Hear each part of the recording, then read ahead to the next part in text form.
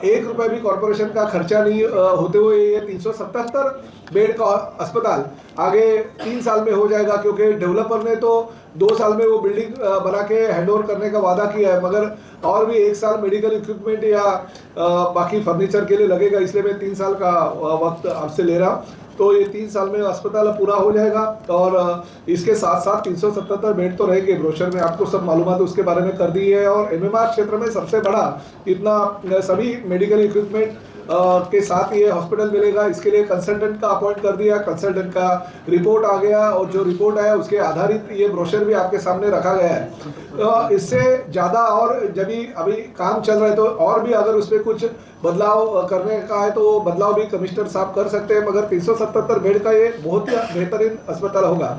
साथ ही में कॉर्पोरेशन का कंस्ट्रक्शन के लिए कुछ भी खर्चा नहीं होगा, क्योंकि कंस्ट्रक्शन टीडीआर के माध्यम से हम डेवलपर से ये बना रहे हैं। उसके साथ साथ जो मेडिकल इक्विपमेंट का खर्चा है और फर्नीचर का खर्चा है, मैंने माननीय उप मुख्यमंत्री आदरणीय एकनाथ शिंदे जी जो राज्य के नगर विकास खाते के प्रमुख है उनसे बातचीत किया और मैंने उनको कहा कि ये मेडिकल इक्विपमेंट का खर्चा भी शासन के माध्यम से नगर विकास विभाग से होना चाहिए।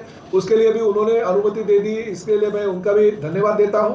तो 1 रुपया भी महानगर पालिका का खर्चा किए बगैर ये 377 बेड का अस्पताल हम मीरा भाईंदर शहर को इस शहर का विधायक होने के नाते मैं अर्पण करने जा रहा हूं। मगर साथ साथ में मैंने ये भी कमिश्नर साहब से कहा है कि देखिए पीपीपी मॉडल पे या बीओटी मॉडल पे या और किसी संस्था को अगर ये अस्पताल या गवर्नमेंट के पास ये अस्पताल जाएगा तो बहुत सारी असुविधा लोगों को होती है। लोगों का ऐसा कहना रहता है कि असुविधा अस्पताल में बहुत ज़्यादा है, क्योंकि टेम्बा अस्पताल के बारे में बहुत सारी लोगों की कंप्लेंट है।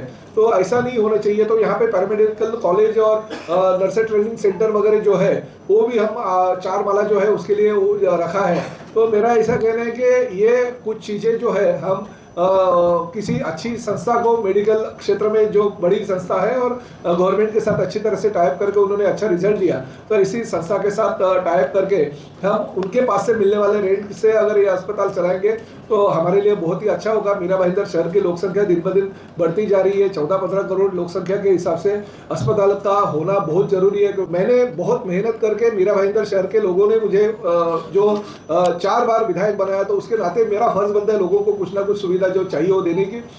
जैसे जिस तरह से मैं महात्मा फुले जन आरोग्य सेवा के अंतर्गत स्वर्गीय इंदिराबाई बाबूराव सरनाईक अस्पताल चला रहा हूँ, उसी तरह से ये अस्पताल महानगर पालिका ने पूरा का पूरा चलाना चाहिए, ऐसा मेरा कहना है। और महानगर पालिका के कमिश्नर ने वो एक्सेप्ट भी कर लिया है। तो ये मेरी ओर से मीरा भाईंदर शहर के जनता को ये अस्पताल का भले काम अभी चालू हो रहा है, मगर लोकार्पण 3 साल के बाद में होगा, तो ये लोकार्पण ही ऐसा मैं समझता हूँ।